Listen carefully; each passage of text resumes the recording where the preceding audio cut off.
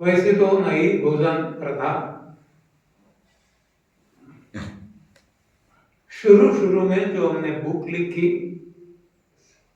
कक्षा के अनुसार होता है। जब फर्स्ट स्टैंडर्ड में जो लड़का पढ़ता है, लड़का हो या लड़की, कोई भी स्टूडेंट विद्यार्थी, तो उसकी समझ कितनी होती है,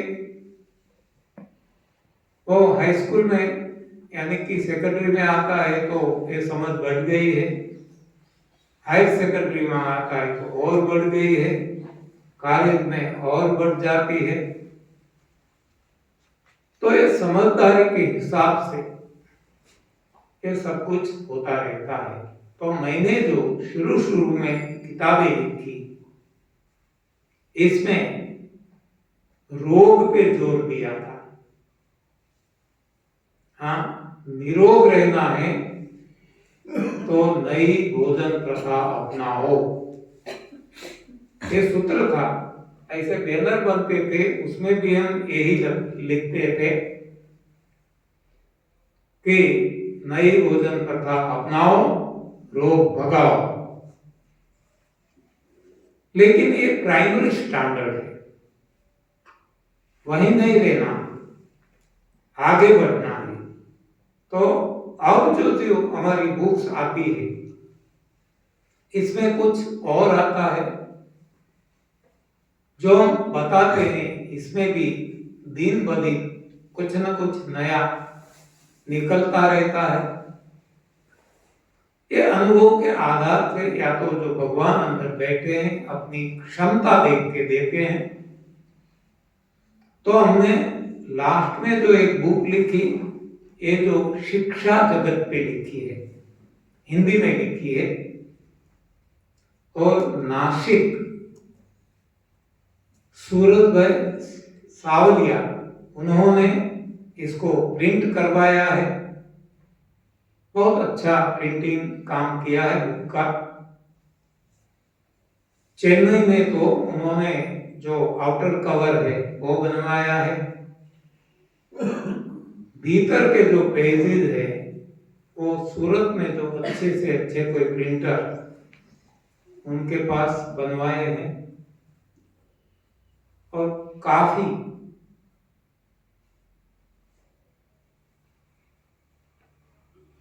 जो कहे वाजबी दाम रखे हैं मेरे हिसाब से। तो ये शिक्षा के बारे में है। जैसे पहले मैंने लिखी थी नई भोजन प्रथा, तो ये बुक है नई शिक्षण प्रथा। तो शिक्षण प्रथा में भी अब हमें बदलाव लाना है।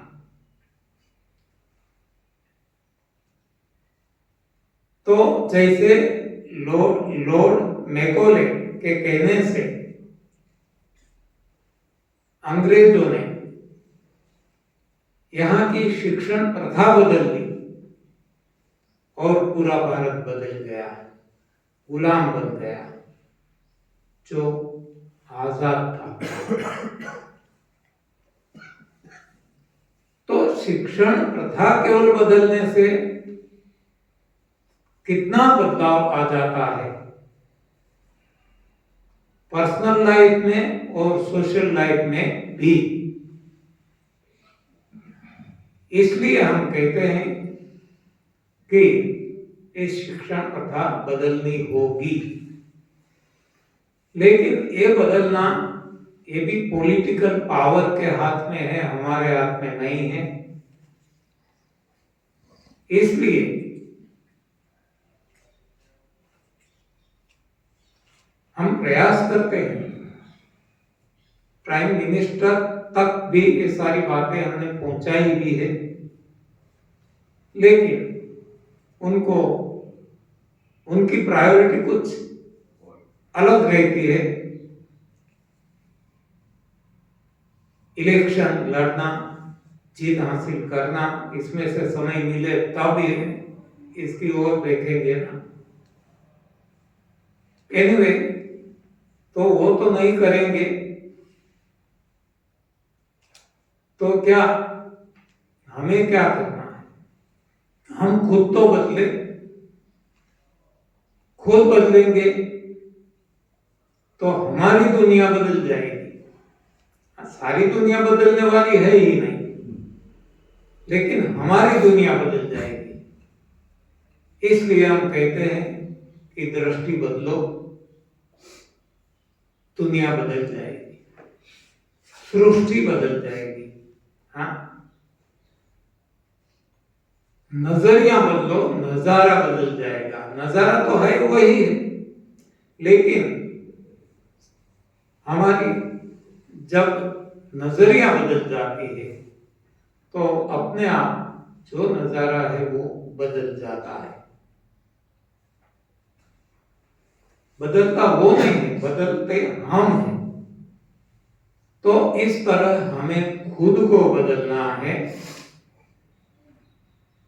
और खुदा को पाना है।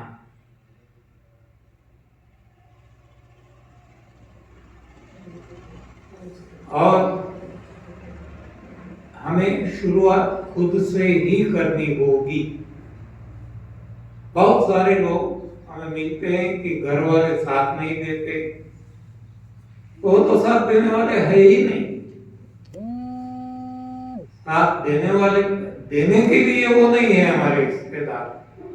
जो भी रिश्तेदार है वो हमारे अपोज करने के लिए है।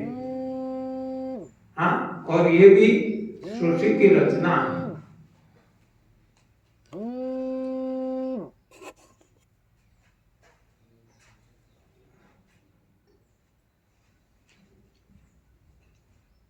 तो ये हमारा जो लोकतंत्र है, लोकशाही, इसमें भी मजबूत विपक्ष होना जरूरी है। हाँ, मजबूत विपक्ष नहीं होगा तो शासक है वो सरमुखत्यार बन जाएगा। तो भगवान ने व्यवस्था की है कि एक दूसरे के लिए, ऐसा कुछ पिक्चर था नहीं ना, पिक्चर कोई नहीं देखे आप, मुझे पसंद भी नहीं था, आज भी नहीं है। तो एक दूसरे के लिए हम विपक्ष हैं। और इसमें भी, राजनीति में भी वही है ना, जो शासक है एक और विपक्ष है। विपक्ष के लिए शासक विपक्ष है और शासक के लिए विपक्ष विपक्ष है। हाँ, तो मैं बात करता हूं कि मेरे लिए विपक्ष मेरी वाइफ है। जो भी मैं कहूं तुरंत ना, जो भी कहूं, हाँ ऐसा नहीं, जो भी कहूं तुरंत ना, बाद में मान जाती है। हाँ, ये उनका अच्छा एक गुण है, गॉड गिवन, लेकिन पहले तो मना ही कर देती है। हम कहते हैं सेमिनार में जा, आपको तो कुछ काम ही नहीं है, जो कोई कहते हैं उसको हाय कहते हैं, तो हम कहते हैं हम अकेले जाएंगे, तो वो नाराज हो जाती है। हाँ, अकेले तो नहीं जाने देंगे, खुद को आना नहीं है, अकेला जाने नहीं देना है, दोनों को कैसे बात बनेगी। हाँ, तो रूठ जाती है, तो हमें मनाना पड़ता है। रूठे रूठे पिया मनाऊं कैसे, रूठे रूठे पिया, लेकिन वो मानती जाती है। हाँ, आ जाती है साथ में, लेकिन फिर भी सेवा भाव भी है, इसलिए तो आती है। लेकिन सब ये पांचों उंगलियां एक सी तो नहीं है, वो कभी कभार थक जाती होगी, उसको ये भी लगता होगा कि हम बाहर ही रहें, घर पे भी रहना है, समाज में है तो शादी ब्याह में कहीं जाना, किसी की बर्थडे पार्टी है, किटी पार्टी है, कहीं जाना पड़ता है। तो उनको भी इच्छा होती होगी, तो फिर से मना कर देती है, आपको जाना है तो जाओ, नहीं तो नहीं आना। तो अब हमें भी लगता है कि मनाने में कोई अब फायदा नहीं है, मनाने वो मानने वाली नहीं है, तो हम भी कहते हैं चल अकेला, चल अकेला, चल अकेला। हम चल पड़ते हैं। तो वो वैसे तो रह नहीं सकती। ना जाओ छैया छुड़ा के मैया, कसम तुम्हारी मैं रो पड़ूंगी, मैं रो पड़ूंगी। तो हम भी बिगड़ जाते हैं, क्या करें? वैसे तो अंत में तो जोरू के गुलाम ही है ना। तो हम कहते हैं कोई बात नहीं, लेकिन जब हमारी शादी हुई,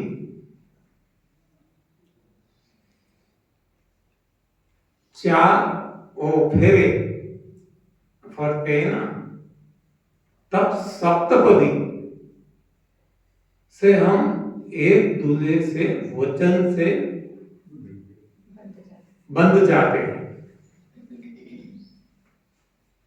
तो मैं उनको याद दिला रहा हूं, जो वादा किया वो निभाना पड़ेगा, रोके जमाना चाहे रोके खुदाई तुमको आना पड़ेगा, जो वादा किया वो निभाना पड़ेगा। हाँ, जमाना तुझे रोकता है, खुदाई भी तुझे रोकती है, लेकिन आना पड़ेगा, क्योंकि वादा किया है। आ जाती मान जाती है कि नहीं बात तो सही है, वादा तो किया है,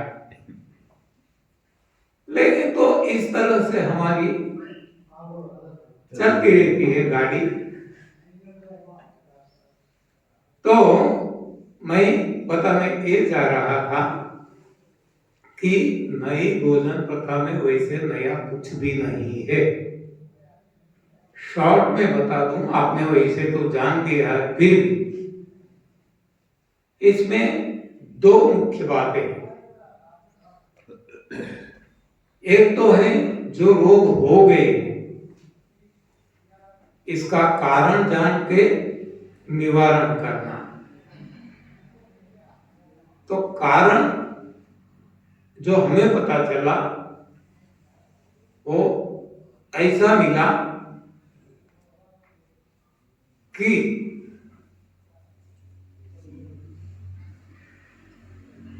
द कॉज ऑफ डिजीज है तो क्या है? Unwanted element,